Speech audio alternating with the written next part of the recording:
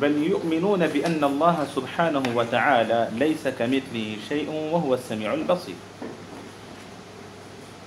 جیسا کہ اس سے پہلے شیخ الاسلام ابن تیمیہ رحمہ اللہ کی عبارت ہم نے پڑھی اور سمجھی کہ فهذا اعتقاد الفرقة الناجية المنصورة أهل السنة والجماعة إلى قيام الساعة هو الإيمان بالله وملائكته وكتبه ورسله والبعث بعد الموت والإيمان بالقدر خيره وشره، کہ یہ عقیدہ نجات پانے والے کامیاب ہونے والے اہل سنت والجماعت گروہ کا ہے قیامت کے قائم ہونے تک۔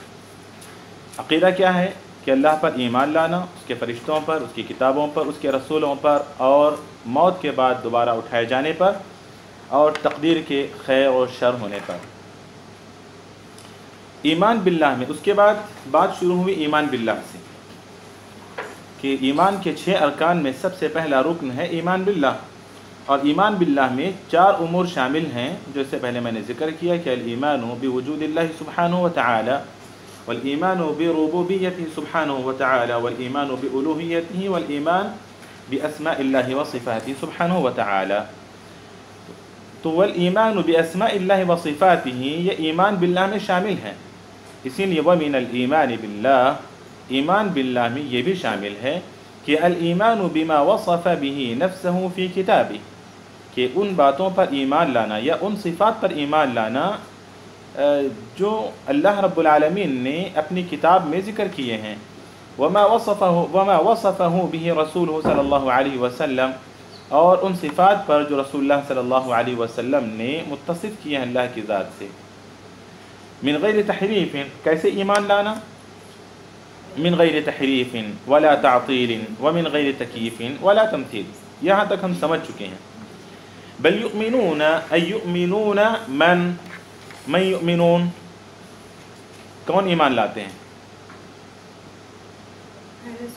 جی، الفرقۃ الناجیہ المنصورہ اہل السنت والجماعہ، ان کے متعلق کہا جا رہا ہے کہ بل یؤمنون، بلکہ وہ ایمان لاتے ہیں بأن اللہ سبحانہ وتعالی لیس کمثلہ شیء، یعنی اسماء و صفات کی مزید تشریح کرتے ہوئے شیخ الاسلام ابن تیمیہ رحمہ اللہ ذکر کر رہے ہیں کہ اللہ رب العالمین کے اسماء و صفات پر جو اللہ نے اپنی کتاب میں ذکر کیا ہے ویسے ہی ایمان لاتے ہیں، جو رسول اللہ صلی اللہ علیہ وسلم نے حدیث میں ذکر کیا ہے ویسے ہی ایمان لاتے ہیں، اور ساتھ میں اس بات پر بھی ایمان لاتے ہیں کہ لیس کمثلہ شیء، قرآن کی یہ آیت جس میں اللہ رب العالمین نے ارشاد فرمایا کہ اس جیسا کوئی نہیں ہے، اس کا مثل کوئی نہیں ہے۔ جب اس کا مثل کوئی نہیں ہے تو پھر ہم اس کو کسی مخلوق سے تشبیہ کیسے دے سکتے ہیں؟ اچھا، بعض لوگ لیس کمثلہ شیء کہ اس جیسا کوئی نہیں ہے صرف آیت کے اس حصے کو مانتے ہیں، آگے کے حصے کو نہیں مانتے، جبکہ اللہ رب العالمین نے پہلے تو کہا کہ اس کے مثل کوئی نہیں ہے، اور ساتھ میں اللہ رب العالمین نے اپنی ذات کے لیے سمع، صفت سمع اور صفت بصر کو ثابت بھی کیا، کہا کہ وہ السمیع البصیر، وہ سنتا ہے، وہ دیکھتا بھی ہے، لیکن اس جیسا کوئی نہیں ہے۔ وہ رحم کرتا ہے، اس جیسا کوئی نہیں ہے۔ وہ رزق دیتا ہے، اس جیسا کوئی رزق نہیں دیتا۔ وہ نازل ہوتا ہے، اس جیسا کوئی نازل نہیں ہوتا۔ وہ خوش ہوتا ہے، اس جیسا کوئی خوش نہیں ہوتا۔ اس طرح اللہ رب العالمین کے تمام صفات کو سامنے رکھ کر آپ کہہ سکتے ہیں کہ لیس کمثلہ شیء، تمام صفات کو ثابت کرتے ہوئے ہم کہیں گے کہ لیس کمثلہ شیء، کہ اس جیسا کوئی نہیں ہے۔ اور پھر لیس کمثلہ شیء یہ کہہ کر صرف اس حصے کو مان کر لوگ اللہ رب العالمین کی صفات کی نفی کرتے ہیں، مطلب اللہ رب العالمین کی صفات کا انکار کرتے ہیں، نہیں مانتے ہیں۔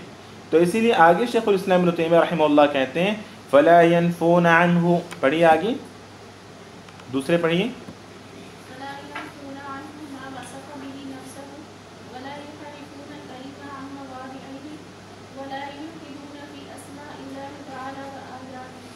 جی بالکل۔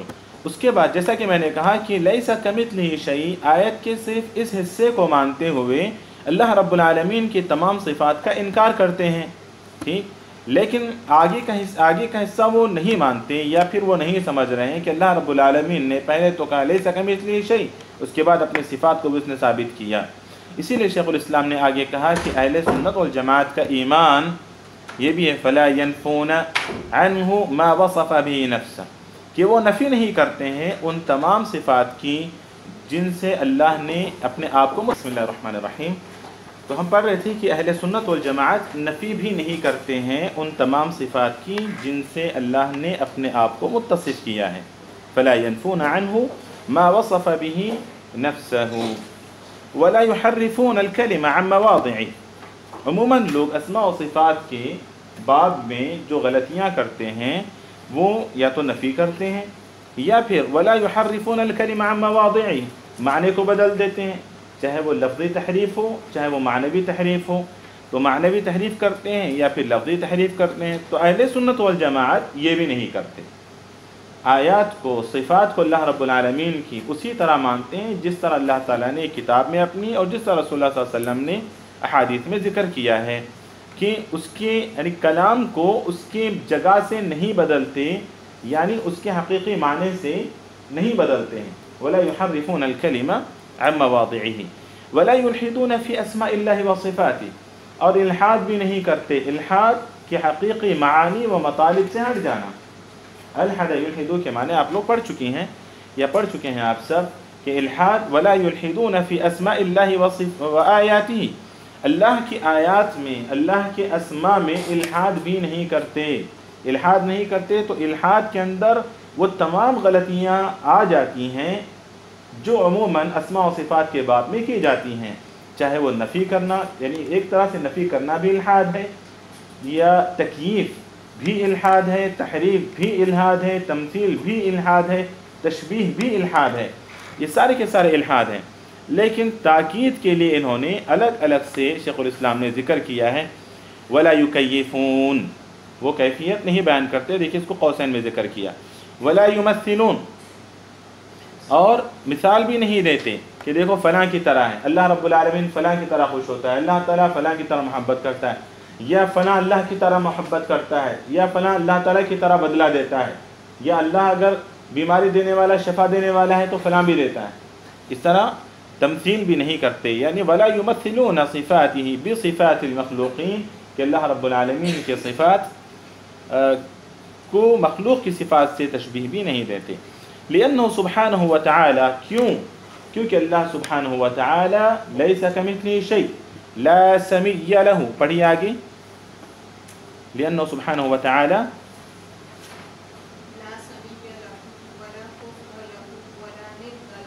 بالکل، یہ لیس کمثلہ شیء کی شرح ہے، سمجھیے آپ اس کو، لیس کمثلہ شیء کی یہ تفسیر ہے کہ لا سمی لہ، لا سمی لہ ولا کفء لہ ولا ند لہ۔ کیا معنی لا سمی لہ کی؟ کہ اللہ رب العالمین کا ہمسر کوئی نہیں ہے، کفء لہ برابر کوئی نہیں ہے، ند لہ اس کا نظیر یا ہاں اس کا نظیر یا مثیل کوئی نہیں ہے اللہ رب العالمین کا۔ ولا یقاس، جی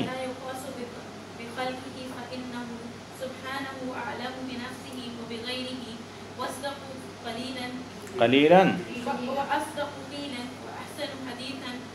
من خلقه ثم رسله صادقون مصدقون بخلافه الذين يقولون عليه ما لا يعلمون۔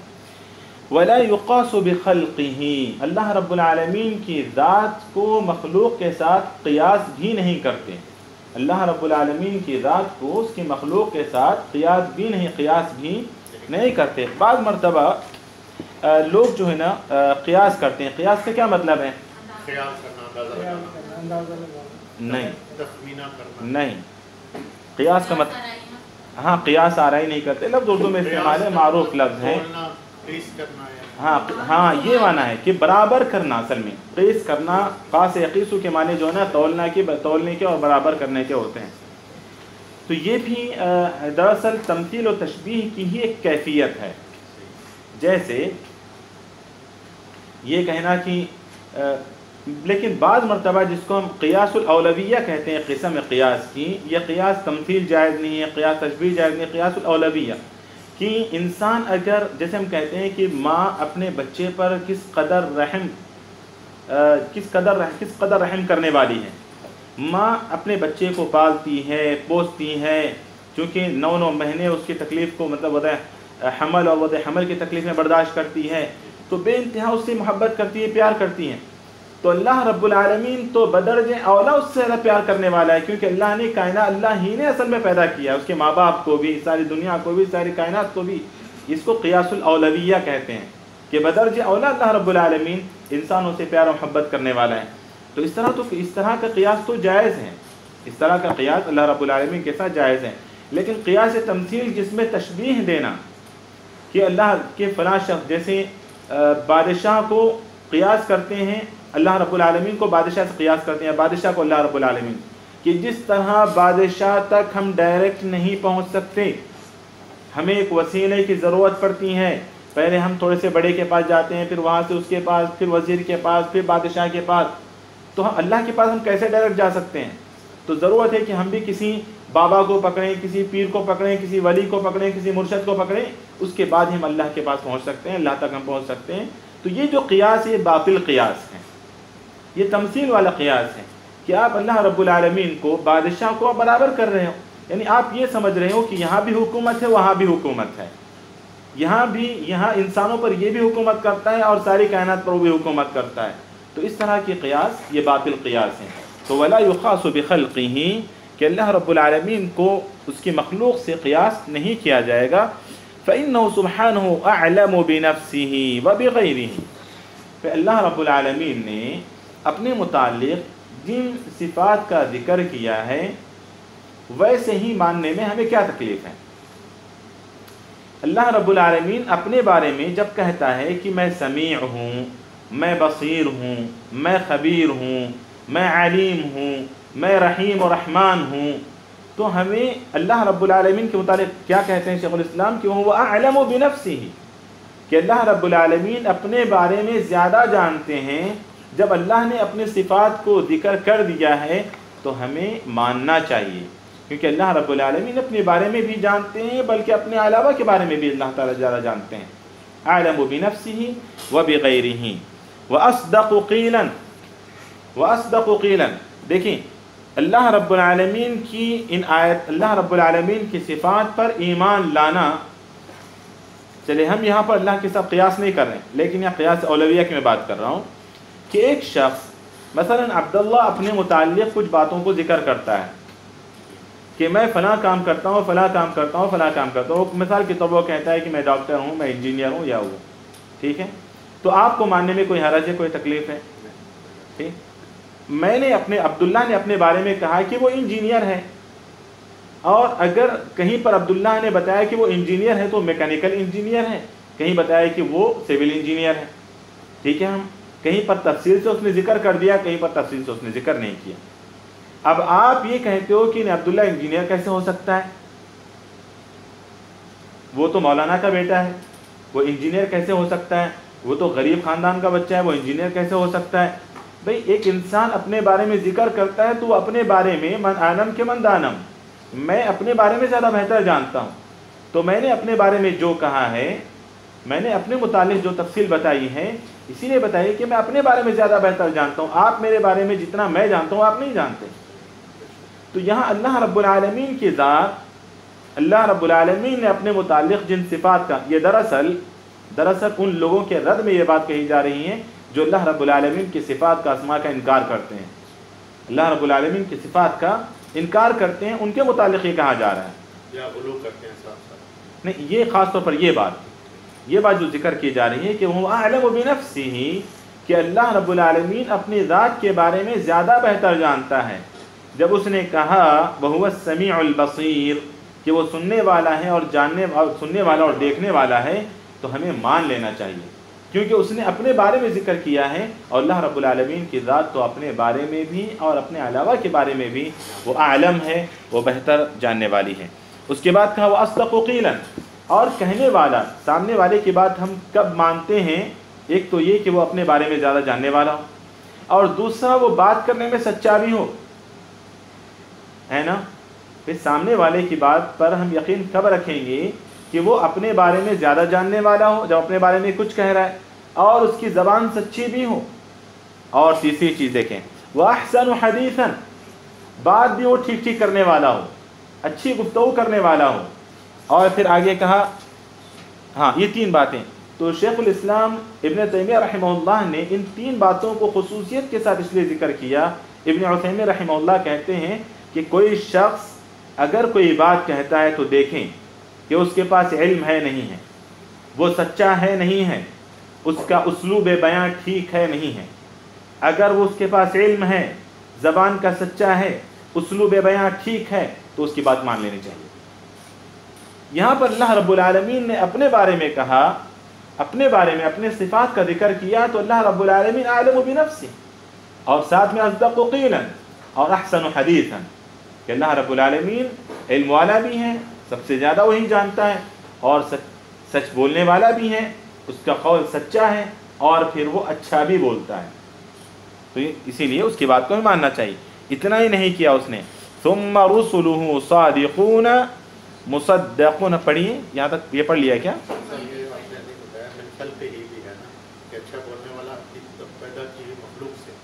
جی بالکل، سب سے، جب سب سے کہہ دیا تو اصدق سب سے زیادہ، وہ سچ بولنے والا اور سب سے زیادہ اچھا بولنے والا۔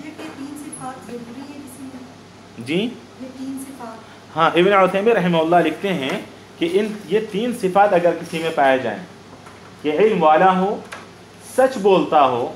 اسی لیے آپ دیکھیں گے کہ محدثین نے حدیث کے صحیح ہونے کے لیے جن شرطوں کو رکھا ہے ان میں سے اس کو رکھا ہے کہ جو بھی حدیث لینے کے لیے جاتے تھے دیکھتے تھے کہ وہ عدول ہے نہیں ہے، مطلب یہ کہ وہ نیک ہے نہیں ہے، وہ سچ بولنے والا ہے نہیں ہے، تو یہ چیزیں اس کے اندر داخل ہیں۔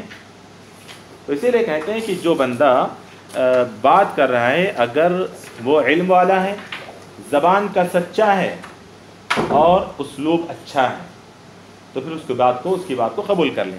اسی لیے رسول اللہ صلی اللہ علیہ وسلم کے متعلق بھی ان صفات کو ذکر کیا۔ رسول اللہ صلی اللہ علیہ وسلم زبان کے سچے تھے، اسلام سے قبل ہی یہ صفت عام ہو چکی تھی کہ اللہ کے رسول صلی اللہ علیہ وسلم صادق و امین تھے، صادق و امین تھے اللہ کے رسول صلی اللہ علیہ وسلم۔ اور اس کے بعد آپ کی زبان، لوگ مجبور ہو گئے تھے کہنے پر کہ یہ جادو ہے، لوگ یہ مجبور ہو گئے کہنے پر کہ یہ تو شاعر کی زبان ہے۔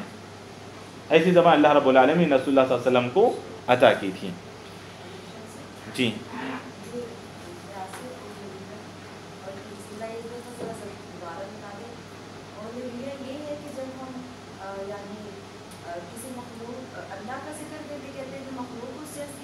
نہیں، مخلوق کا ذکر کر کے ہم کہتے ہیں قیاس کرتے ہوئے مخلوق کے بارے میں ہمیں اللہ کی عظمت بتانی ہے۔ میں نے ایک چھوٹی سی مثال دی اس کی، ہمیں اللہ رب العالمین کا رحم و کرم مخلوق کے ساتھ مجھے ذکر کرنا ہے، تو میں قیاس کر کے میں سمجھاتا ہوں اس کو، ایک مثال دے کر یہاں سمجھا رہا ہوں میں اس کو۔ یہ قیاس اولویہ ہے، دیکھیے یہ قیاس ہی ہے۔ میں کہتا ہوں کہ قیاس کرو، ایک ماں ہے، وہ 9 مہینے اپنے پیٹ میں اپنے اولاد کو سنبھالتی ہیں، وضع حمل کی تکلیفیں برداشت کرتی ہیں، اپنے چین و سکون کو آرام کر دیتی ہیں بچوں کے لیے، کس قدر وہ پیار کرتی ہے اپنے بچوں سے، کس قدر وہ کس قدر وہ اپنے بچوں سے پیار کرتی ہیں۔ تو یہاں پر اب میں واپس آ رہا ہوں، دیکھیے میں کہتا ہوں کہ ایک ماں اتنا کچھ کرتی ہیں اس لیے وہ اپنے بچوں سے بے حد محبت کرتی ہیں، تو وہاں پر میں کہتا ہوں کہ اللہ رب العالمین بدرجہ اولا انسانوں سے محبت کرتا ہے، اسی لیے کہا کہ 70 ماؤں سے زیادہ اللہ رب العالمین اپنے بندوں سے محبت کرتا ہے، یعنی بے انتہا اللہ تعالیٰ محبت کرنے والا ہے اپنے بندوں سے، کیونکہ ساری کائنات وہ چلاتا ہے، اسی نے پیدا کیا ہے۔ یہ ساری اس طرح کی ایک چھوٹی سی مثال میں نے دی۔ جی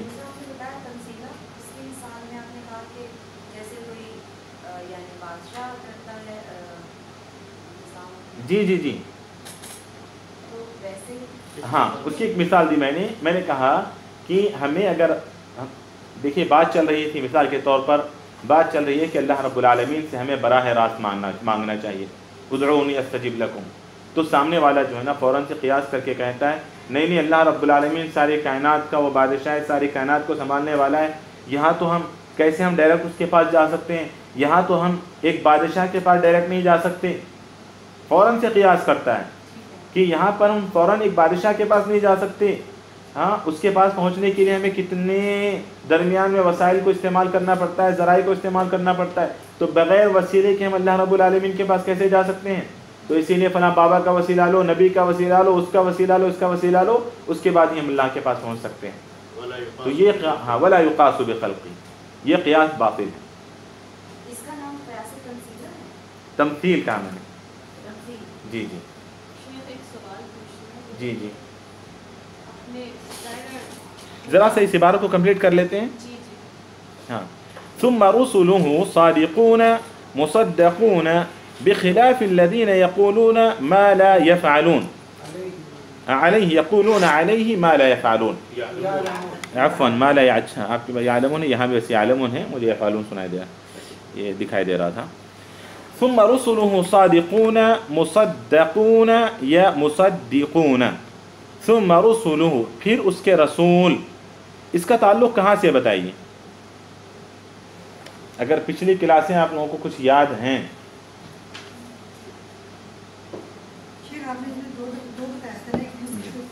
نہیں نہیں، اس سے پہلے ثم رسولہ، پھر اس کے رسول، وہ سچ بولنے والے ہیں۔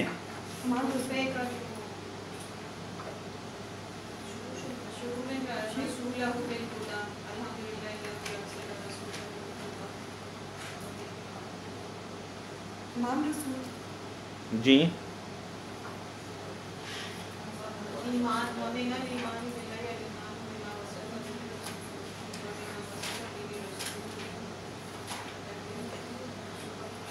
دیکھیں ثم رسلہ کا تعلق ہے، ہاں بالکل، بما وصف به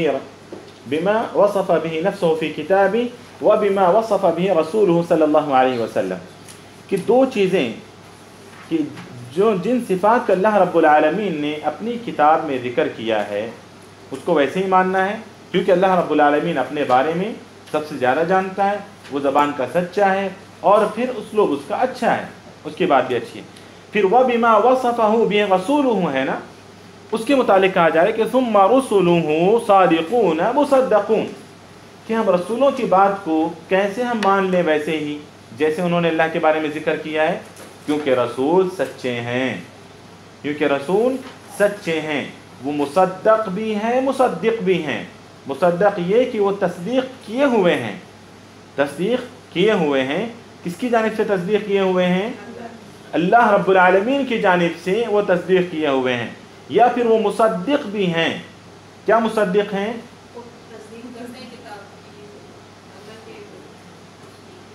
جی جی بولیے۔ ہاں اس کی تصدیق کرنے والے ہیں، جو کچھ اللہ رب العالمین نے نازل کیا ہے اس کی وہ تصدیق کرنے والے ہیں۔ اسی لیے اللہ کے رسولوں نے اللہ رب العالمین کے متعلق جو کچھ ذکر کیا ہے ہمیں ویسے ہی ایمان لانا ہے۔ اس کے بعد دیکھیے بخلاف الذین یقولون علیہ ما لا یعلمون، اس کا تعلق کہاں سے ہے؟ اس کا تعلق وہاں سے دیکھیں، فلا ينفون ہے نا، وہاں سے اس سے پہلے ہے کہ بل یؤمنون، یؤمنون ہے نا، یؤمنون کا تعلق کہاں سے؟ وہاں سے لے کر بأن اللہ سبحانہ وتعالی سے لے کر یہاں تک مصدقون، بخلاف الذین یعنی اہل ایمان یا اہل سنت والجماعہ ایمان لاتے ہیں ان باتوں پر اس طرح ان لوگوں کے برخلاف۔ سمجھ رہے ہیں؟ سمجھ رہے ہیں کہ اہل سنت والجماعت ایمان لاتے ہیں اس طرح، کس پر ایمان لاتے ہیں؟ بأن اللہ سبحانہ وتعالی لیس کمثلہ شیء وهو السمیع البصیر فلا ينفون عنه ما وصف به، یہ ساری چیزیں بخلاف الذین، برخلاف ان لوگوں کے جو کہتے ہیں اللہ رب العالمین کے متعلق وہ باتیں جو وہ نہیں جانتے، مطلب بغیر علم کے اللہ رب العالمین کے متعلق بات کرتے ہیں۔ تو اہل سنت والجماعت ان کے برخلاف ایمان لاتے ہیں اللہ رب العالمین کے ذات پر، اس بات پر کہ اللہ کے مثل کوئی نہیں ہے، اللہ رب العالمین سمیع اور بصیر ہے، وہ نفی نہیں کرتے اللہ کے اسماء و صفات کی، وہ کیفیت نہیں بیان کرتے، وہ الحاد نہیں کرتے، وہ تمثیل نہیں بیان کرتے، وہ قیاس نہیں کرتے، یہ ساری چیزیں۔ تو بل یؤمنون بأن اللہ سبحانہ وتعالی کس طرح ایمان لاتے ہیں اور کس کے برخلاف وہ ایمان لاتے ہیں، یہ دو باتیں یہاں پر۔ تو بخلافی کا تعلق یؤمنون آتے ہیں، مطلب یہ ہے کہ بخلاف با حرف جر ہے، خلاف مجرور ہے، جار مجرور مل کر متعلق ہوتے ہیں یؤمنون کا، یؤمنون کا متعلق ہے، سمجھ رہے ہیں؟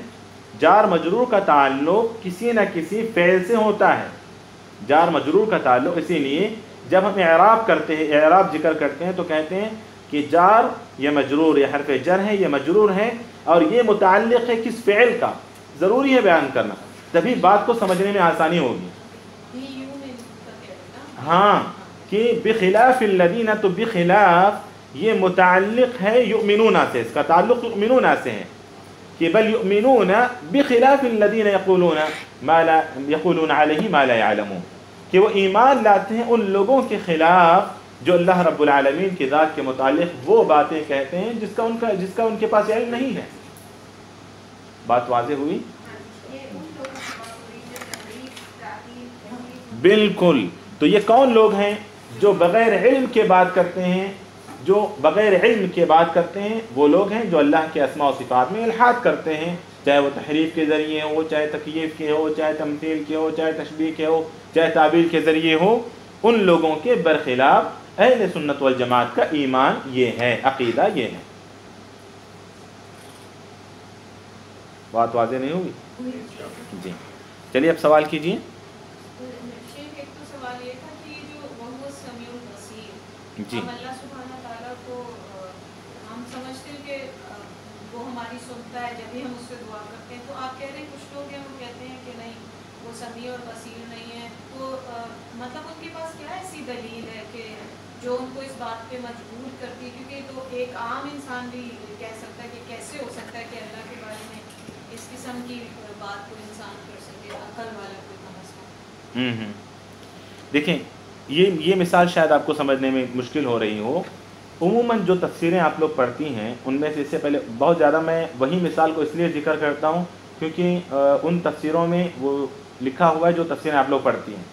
تبارک الذی بیدہ الملک، کون سی چیز ان کو مجبور کر رہی ہے وہاں یہ لکھنے پر کہ اللہ رب العالمین کے ہاتھ میں ساری دنیا کی بادشاہت ہے؟ کون سی چیز مجبور کر رہی ہے انہیں؟ یہ لوگ، میرے استاد کہا کرتے تھے، اللہ ان کی حفاظت کرے، ان کا نام حفیظ الرحمن ہے، عمری مدنی ہے، اللہ ان کو زندگی دے، صحت و عافیت سے رکھے۔ وہ کہتے تھے کہ یہ جو فرق ہیں جو اہل سنت والجماعت سے ہٹ گئے، معطلہ، مشبہہ، یہ قدریہ، معتزلہ، اشاعرہ، یہ سارے فرق ان کی نیت بھی اچھی تھی، ان کی نیت میں بھی کھوٹ نہیں تھا، ان کی نیت بھی اچھی تھی۔ کیا نیت ہے ان کی؟ وہ اللہ رب العالمین کو ہر عیب سے پاک بدلانا چاہتے ہیں۔ ٹھیک ہے، تو کیسے؟ تو کہتے ہیں کہ اگر ہم مان جائیں کہ اللہ رب العالمین سمیع ہے تو پھر ضروری ہے سمع کے لیے کان کا ہونا۔ سنیے، ضروری ہے سمع کے لیے کان کا ہونا، اور کان یہ عیب ہے، اور ہم اللہ کی ذات کو اس کے ہر طرح کے عیب سے پاک بدلانا چاہتے ہیں، اسی لیے ہم اس کو نہیں مانتے۔ اللہ نے کہا بصیر، تو بصیر کو ہم بصیر اگر ہم اس کے معنی دیکھنے کے کرتے ہیں تو بصیر ہونے کے لیے بصر کا ہونا ضروری ہے، اور بصر کے لیے آنکھ کا ہونا ضروری ہے، اور آنکھ ایک عیب ہے، اور اللہ کی ذات کو ہم ہر طرح کے عیب سے پاک بتلانا چاہتے ہیں۔ اسی لیے یہ مجبور کیا وہاں لکھنے پر تبارک الذی بیدہ کہ اللہ کے ہاتھ ہیں، تو کہا نہیں، اگر ہاتھ مانتے ہیں تو پھر ایک جسم لازم آئے گا۔ اللہ کے اگر ہم ہاتھ مان لیں، پیر مان لیں، تو پھر آہستہ آہستہ اللہ رب العالمین ایک مجسمہ، ایک تمثال بن جائے گا، جبکہ اللہ رب العالمین اس طرح نہیں ہے۔ تو اللہ رب العالمین کی ذات کو پاک بدلانے میں اس قدر آگے بڑھ گئے کہ انہوں نے فہم کو، صحیح فہم کو انہوں نے چھوڑ دیا۔ مطلب یہ دیکھیں، یہ سب چیزیں مجھے کہاں سے آ رہی ہیں؟ میں جب اپنی عقل کو استعمال کرتا ہوں، ہے نا، یہ سب چیزیں میرے دماغ میں کہاں سے آ رہی ہیں؟ جب میں اپنی عقل کو استعمال کر رہا ہوں۔ فوراً اگر وہاں پر میں یہ دیکھوں کہ میرے صحابہ نے کیسے سمجھا اس کو، رسول اللہ صلی اللہ علیہ وسلم نے ذکر کیا، تو کیا صحابہ کو نعوذ باللہ عقلیں نہیں تھیں؟ تو صحابہ نے اس کو کیسے مانا؟ تو صحابہ نے جیسے مانا، کسی نے کبھی سوال نہیں کیا کہ اللہ تعالیٰ کس طرح سنتے ہیں، کسی نے کبھی نہیں سوال کیا کہ اللہ تعالیٰ کس طرح دیکھتے ہیں، کیونکہ اللہ رب العالمین نے کہہ دیا اپنے متعلق کہ لیس کمثلہ شیء، کس طرح کا جواب نہیں ملے گا، کیونکہ لیس کمثلہ شیء، کس طرح کا جواب ہمیں اسی وقت مل سکتا ہے جب اس کے مثل کوئی چیز ہو، اس کے جیسی کوئی چیز ہو تو ہم بتاتے ہیں ہاں دیکھو دیکھو یہ کلاس نا فلاں کلاس کی طرح ہے، کلاس موجود ہے، یہ ریاض بھائی ہے نا یہ ابو بکر کی طرح ہیں، کچھ چیزیں ملتی جلتی ہیں، اس لیے میں کہوں گا ریاض بھائی ابو بکر کی طرح ہیں۔ یہاں پر میرے سامنے اللہ کی جیسی کوئی ذات ہی نہیں ہے، کوئی ذات ہی نہیں ہے، تو تشبیہ کہاں سے؟ لیکن یہاں پر پھر انکار بھی نہیں کر سکتے ہم، کیونکہ اللہ نے کہا کہ وہ السمیع البصیر، وہ دیکھنے والا بھی سننے والا بھی ہے۔ اسی طرح ہم کہتے ہیں کہ اللہ دیکھتا ہے، اس جیسا کوئی نہیں دیکھتا، لیس کمثلہ شیء۔ اللہ سنتا ہے، اس جیسا کوئی نہیں سنتا، لیس کمثلہ شیء۔ اللہ رب العالمین کے ہاتھ ہیں، اللہ کے پیر ہیں، لیس کمثلہ شیء۔ قرآن میں ہے، حدیث میں ہے، ہم مانیں گے۔ اللہ رب العالمین مسکراتے ہیں، لیس کمثلہ شیء۔ اللہ رب العالمین ناراض ہوتے ہیں، لیس کمثلہ شیء۔ یہ ہے اللہ کے تمام صفات کو ہم ثابت کریں گے، کیونکہ اللہ نے خود ذکر کیا ہے، وَهُوَ أَعْلَمُ بِنَفْسِهِ وَبِغَيْرِهِ وَهُوَ أَصْدَقُ قِيلًا وَأَحْسَنُ حَدِيثًا۔ تو ہم کیوں نہ مانیں اس کی بات کو؟ شیخ انہوں نے اس چیز کو آپ نے کہا کہ ان کی نیت اچھی تھی، تو شیخ انہوں نے اتنی تفصیل کیوں بتا دی اللہ کی کہ اللہ کو تو کسی نے نہیں دیکھا، تو پھر انہوں نے اللہ کا مجسمہ بھی بنا دیا۔ کان کیسے کان؟ اللہ نے ایک خالی انسان تو نہیں بنائے نا کہ ایک انسان کا کان کیسا ہے اور ایک ہاتھی اور ایک جو جانور ہے ان کا کان کیسے ان کے جسم ہے، اللہ نے ایک کو مخلوق تو نہیں بنایا۔ بالکل یہی نہ مسئلہ ہوا کہ عقل کو استعمال کیا، یہ عقلانی لوگ تھے، اور اس طرح کے لوگ ابھی بھی موجود ہیں، عقلانی لوگ۔ چلیں اسماء و صفات کے اس بات میں نہیں کرتے، لیکن دوسرے بہت ساری چیزوں میں کرتے ہیں، دوسرے عقیدے کی ہی دیگر چیزوں میں، الوہیت وغیرہ میں بھی اس طرح کی چیزیں لوگوں نے شامل کر دیں، اور آج بھی امت میں اس طرح کے لوگ موجود ہیں جو اپنی عقل کو استعمال کر کر دین کے بہت ساری چیزوں کو انہوں نے بدل دیا۔ دین کے اندر بدعتیں جو آئی ہیں، کیا سبب ہے اس کا بتائیں مجھے؟ یہی عقل کا استعمال۔ یہی کہتے ہیں کہ بھئی فاتحہ پڑھنا کیا بری چیز ہے؟ ہمارے نبی نے تو کہا کہ ہر رکعت میں سورہ فاتحہ پڑھو، نماز کے فاتحہ کے بغیر نماز نہیں ہوتی۔ تو اب دیکھیں عقل کو استعمال کر کے کہتے ہیں کہ اگر کوئی کھانے پر فاتحہ پڑھ دے تو کیا غلط ہے؟ تو عقل کو استعمال کر کے لوگ آج بھی بہت سارے غلطیوں کے، بہت سارے گمراہیوں کے لوگ شکار ہیں۔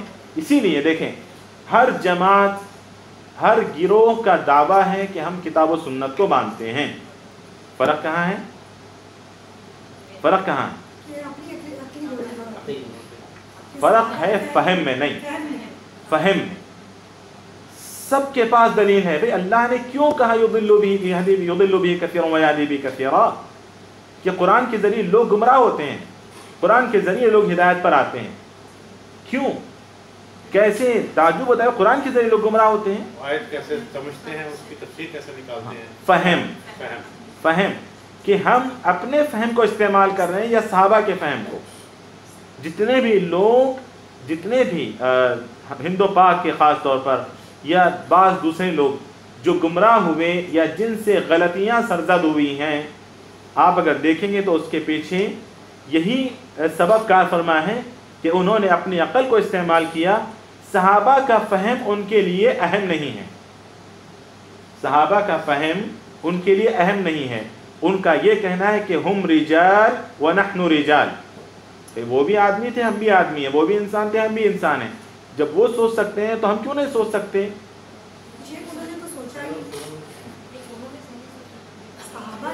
نہیں، صحابہ نے بھی جو بھی سوچا، کیونکہ صحابہ کا فہم ہمارے لیے قابل اتباع ہے، صحابہ کا فہم ضروری ہے، سلف میں صحابہ کا فہم۔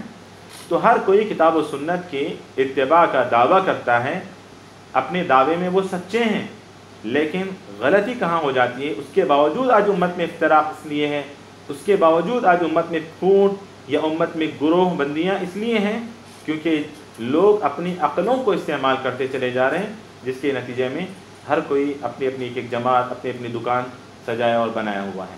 تو ضرورت اس بات کی ہے کہ ہم کتاب و سنت کا صرف دعویٰ نہیں کریں، بلکہ کہیں کتاب و سنت، الکتاب والسنہ، الاعتصام بالکتاب والسنہ बिफ़हम सहाबा या बिफ़हम सलफ़ उम्मा, ये ज़रूरी है। अल-इअ्तिसाम बिल किताब व सुन्ना बिफ़हम सलफ़ उम्मा। ये कौन है सलफ़? ये सहाबा इकराम हैं और उनके बाद ताबईन हैं। और हम क्यों सिर्फ सहाबा और ताबईन को पकड़ते हैं? क्योंकि अल्लाह के रसूल सल्लल्लाहु अलैहि वसल्लम ने उनके खैर होने की दावत पेशनगोई दी है, शहादत दी है, गवाही दी है, खैरुल कुरूनि क़र्नी सुम्मा अल्लज़ीना यलूनहुम सुम्मा अल्लज़ीना यलूनहुम कहकर। इसीलिए वही दौर और फिर इमाम मालिक रहमहुल्लाह का ये कौल कि लन यस्लुह आखिरु हाज़िहिल उम्मा इल्ला बिमा सलुह बिही अव्वलुहा। कुछ अलग अलग अल्फाज के साथ हैं कि इस उम्मत का आखिरी फ़र्द भी अगर अपनी इस्लाह चाहता है तो उसी चीज़ को वो देखे जिस चीज़ के ज़रिए इस उम्मत के पहले फ़र्द की इस्लाह हुई है, और वो है किताब व सुन्नत। इससे हटकर फ़हम सहाबा से हटकर फ़हम सलफ़ से हटकर सही राह पर मतलब सही दीन इस्लाम को अगर हम फॉलो करना चाहें कभी नहीं कर सकते। चलिए आज के लिए इतना काफ़ी है। लेकिन ये मैं अपनी कामअक्ली की वजह से आपसे पूछ रही हूँ।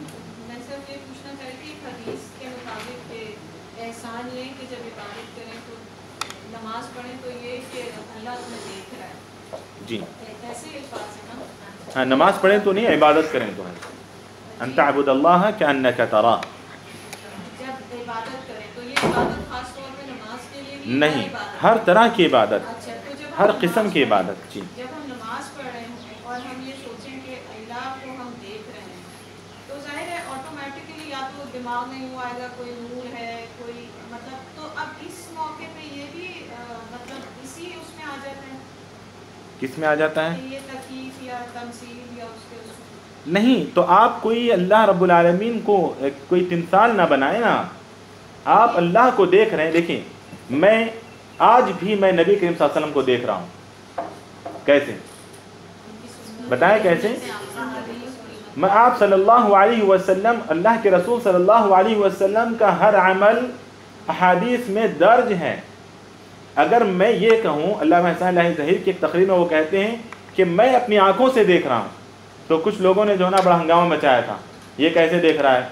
जब कोई बाबा कहता है मैं देख रहा हूँ तो जो है ना लड़ाई करते हो, जब आप कैसे देख रहे हो? वजाहत की उन्होंने अपनी तकरीर में कि अहादीस में अल्लाह के रसूल सल्लल्लाहु अलैहि वसल्लम की सीरत हमारे सामने मौजूद है। हम सीरत पढ़ते हैं गोया हम अल्लाह के रसूल सल्लल्लाहु अलैहि वसल्लम को देख रहे हैं। अल्लाह के रसूल सल्लल्लाहु अलैहि वसल्लम का चलना फिरना, उठना बैठना, सोना जागना, आपका उसलूब बयां, आपका उसलूब गुफ्तगू, अंदाज गुफ्तगू, हर चीज़ हम देख रहे हैं। गोया कि हम अल्लाह के रसूल को देख रहे हैं सल्लल्लाहु अलैहि वसल्लम। तो हमें कहा गया कि अन तअबुदल्लाह कअन्नका तराह, कि आप इबादत करें अल्लाह की गोया आप अल्लाह को देख रहे हैं। तो वहाँ पर हम अल्लाह रब्बुल आलमीन के सारे सिफ़ात हमारे सामने हो कि अल्लाह हमें सुन रहा है, अल्लाह हमें देख रहा है, अल्लाह रब्बुल आलमीन हमें जज़ा व सज़ा देने वाला है, अल्लाह रब्बुल आलमीन हमसे मोहब्बत करता है, अल्लाह रब्बुल आलमीन गुनाह पर हमसे नाराज़ होता है, मासियत पर हमसे नाराज़ होता है। ये सारी सिफ़तें हमारे सामने आ जानी चाहिए। ये कब होगा? ये कब होगा? जब अल्लाह के मुतालिक हम जानेंगे तभी होगा। अल्लाह रब्बुल आलमीन के अस्मा और सिफ़ात को हम पढ़ेंगे, उसकी क्या क्या सिफ़तें अल्लाह ने जिक्र की हैं पढ़ेंगे तभी होगा। जी बिल्कुल हमारे सामने वो मंज़र होता है, बिल्कुल वो मंज़र हमारे सामने होता है। उस जगह के हालात गोया की तस्वीर बना देती हैं। हालात का मामला अलग है ना अल्लाह से, जी। हर चीज़ का मामला अल्लाह से अलग है। बिल्कुल। तो जब अल्लाह का मामला आ जाता है तो उसमें ज़ाहिर है कॉन्शियसनेस होती है थोड़ी सी भी चीज़ के ऊपर कि हम कहीं थोड़े से भी अमल की वजह से कहीं उस कैटेगरी में ना आ जाए। तो इसलिए मैं जैसा आपने कहा, इन्होंने भी कहा कि मंजर आ जाता है। तो ज़ाहिर है जब हम अल्लाह को देख रहे हैं तो ऑटोमेटिकली कुछ ना कुछ ऐसा जहन में आ जाता है। क्या नहीं, कुछ ना कुछ से मुराद क्या आना चाहिए? यही मैं कह रही हूँ कि नहीं आना चाहिए। तो नहीं आना चाहिए। क्यों नहीं आना चाहिए? भाई अल्लाह रब्बुल आलमीन कअन्नका तराहू, गोया कि आप अल्लाह को देख रहे हैं, तो आप कैसे देखेंगे? आना चाहिए वहाँ पर कुछ तो। क्या आना चाहिए? वही तो सवाल है, क्या आना चाहिए? वो और क्या आएगा बताएं? भाई अल्लाह रब्बुल आलमीन की ज़ात हमारे सामने आनी चाहिए। कैसे आएगी अल्लाह रब्बुल आलमीन? हमने अल्लाह रब्बुल आलमीन की ज़ात को क्या जाना है? हमें बताइए। उसकी सिफ़ात को जाना है, उसके अस्मा व सिफ़ात को हमने जाना है। जाने तो वो हमारे सामने आना चाहिए। अल्लाह रब्बुल आलमीन की ज़ात ज़रूरी नहीं एक तस्वीर बनकर, मतलब एक मुजस्समा बनकर आए। क्योंकि हमने अल्लाह के मुजस्समे को नहीं जाना है, नहीं पढ़ा है। लैसा कमिस्लिही शै। लेकिन अल्लाह रब्बुल आलमीन के सिफ़ात हमारे सामने आ जाएंगी। मैं नमाज मिसाल के तौर पर पढ़ रहा हूँ तो मेरे सामने ये होना चाहिए कि अल्लाह रब्बुल आलमीन मुझे देख रहा है, अल्लाह रब्बुल आलमीन मुझे सुन रहा है, मेरी हर हरकत से अल्लाह रब्बुल आलमीन बाखबर है। कअन्नका तरा, गोया आप अल्लाह को देख रहे हैं, अल्लाह के अस्मा व सिफ़ात को आप देख रहे हैं, क्योंकि हमने अल्लाह रब्बुल आलमीन के अस्मा व सिफ़ात को ही जाना है। अल्लाह रब्बुल आलमीन ने अपने बारे में वही जिक्र किया है, और जितना अल्लाह ताला ने जिक्र किया है हमें उतना ही उतना ही हमारे जहन में आएगा। किसी भी चीज़ के मुताल्लिक़ वही चीज़ आपके सामने आएगी जितना आपसे जिक्र किया जाएगा। जितनी चीज़ें आपसे जिक्र की जाएंगी वही चीज़ आपके सामने आ सकती है। अभी वो नाविल ही की मिसाल ले लें कि हम किसी जगह की मंजर कशी की जा रही है तो जितनी चीज़ें बताई जाती हैं उतना ही आता है या उससे ज़्यादा आता है? बताएं। जितना बताया जाता है उतना ही आता है। अल्लाह रब्बुल आलमीन के मुताल्लिक़ हमें जितना अल्लाह ने बताया है उतना ही हमारे सामने आएगा। भाई आएगा भी तो कब आएगा? जब हम अल्लाह ने जितना बताया उतना पढ़ेंगे तभी तो। यहाँ तो हमने अल्लाह को पढ़ा ही नहीं है, अल्लाह की ज़ात को हमने जाना ही नहीं है, अल्लाह की ज़ात को पहचाना ही नहीं है। उसके अस्मा व सिफ़ात ज़्यादा से ज़्यादा, वो कोई बंदा तंगी में मुब्तला हो तो बाबा के पास चला जाता है, किसी आलिम के पास, तो बोलते हैं कि या रज़्ज़ाक़ 100 बार पढ़ो मुश्किल दूर हो जाएगी, या गफ़्फ़ार इतने बार पढ़ो। तो उन नामों के अलावा कुछ हमें पता ही नहीं है अल्लाह के मुताल्लिक़। तो कैसे हम अल्लाह की इबादत करेंगे? कअन्नका नरा, कैसे हम अल्लाह की इबादत करेंगे? इसलिए बाद में कहा कि अगर फ़इन लम तकुन तराहु फ़इन्नहु यराक। तो ये सिर्फ नमाज में नहीं है, इबादत है। इबादत इस्मुन जामिउन लिकुल्लि मा युहिब्बुहु अल्लाहु व यरदाहु मिनल अक़वालि वल अअमाल अज़-ज़ाहिरा वल बातिना। तमाम किस्म की इबादतें हैं। हर इबादत करते हुए, सदका खैरात करते हुए, किसी की मदद करते हुए, किसी के साथ उसने सलूक करते हुए, हर किस्म की इबादत में हमारा ये एहसास होना चाहिए कि नअबुदल्लाह कअन्नका नराह फ़इन लम नकुन नराहु फ़इन्नहु यराना। ये चीज़ होनी चाहिए। रोज़ा है शेख साहब, रोज़ा जी। जो है सिर्फ अल्लाह ही जानता है कि आपका रोज़ा है या नहीं। बिल्कुल। अल्लाह के लिए है, वही जानता है। चलें हम थोड़ा सा जी ये मतलब कि अल्लाह ने कहा, मतलब अल्लाह को नूर से भी क्या, उसके बारे में हमारा क्या होना चाहिए? बस जो अल्लाह ने जिक्र किया वही होना चाहिए। अल्लाह ने कहा अल्लाहु नूरुस समावाति वल अर्द, अल्लाह आसमान और ज़मीन का नूर है। बस नूर हमारे ज़हन में, हमें पता नूर है। किस तरह का नूर? ये लाइट जो जल रही है इस तरह का नूर है? नहीं। देखिए, कैफियत, अल्लाह की किसी सिफत की कैफियत के मुतालिक सवाल करना ठीक नहीं है, बिदअत है, गलत है। क्योंकि अल्लाह रब्बुल आलमीन के जैसा अल्लाह ने कह दिया लैसा कमिस्लिही शै, मसला ख़त्म। अब कैफियत के मुतालिक कह देते हैं अल्लाह नूर है। कोई अगर सवाल करता है किस तरह का नूर है, हम कहेंगे लैसा कमिस्लिही शै। अल्लाह रब्बुल आलमीन जहन्नम के मुतालिक जिक्र करते हुए कहते हैं कि जहन्नम को भरा जाएगा, अल्लाह हम सब की हिफाजत फरमाए। फिर भी जहन्नम चिल्लाएगी हल मिन मज़ीद, हल मिन मज़ीद। आखिर में अल्लाह रब्बुल आलमीन अपना पैर रखेंगे और जहन्नम चिल्ला उठेगी कि बस बस। तो किस तरह पैर रखेगा अल्लाह ताला? जहन्नम में किस तरह पैर रखेगा अल्लाह ताला? लैसा कमिस्लिही शै। जो कुछ अल्लाह ने जिक्र किया है वो उसकी शान शान है। यलीक़ु बिजलाली वजही व अज़मति सुल्तानी, कि वो अल्लाह रब्बुल आलमीन के शान शान है, उसके लायक है, उसके लिए जो ज़ेबा है वो है। बस हमें उसने कह दिया अपने मुतालिक, सारी चीज़ें जिक्र करके भी उसने कह दिया कि लैसा कमिस्लिही शै, तो हम कैसे बोलेंगे कि वो इस तरह है, वो इस तरह है? शेख हमारी ज़ुबान में यानी ये अल्फाज होने चाहिए कि लैसा कमिस्लिही शै। बस अल्लाह रब्बुल आलमीन के मुताल्लिक जो भी सिफत बयान करें, अगर किसी के दिमाग में ये सवाल आ जाए कि किस तरह अल्लाह करता होगा, लैसा कमिस्लिही शै। लोग इस तरह कहते हैं ये किस तरह अल्लाह करता होगा, किस तरह कैसे बोलें भाई? लैसा कमिस्लिही अल्लाह ने बोल दिया तो हमें किस तरह कैसे बोलें? कि अल्लाह बेपनाह मोहब्बत करता है, किस तरह हम नहीं जानते। लैसा कमिस्लिही शै।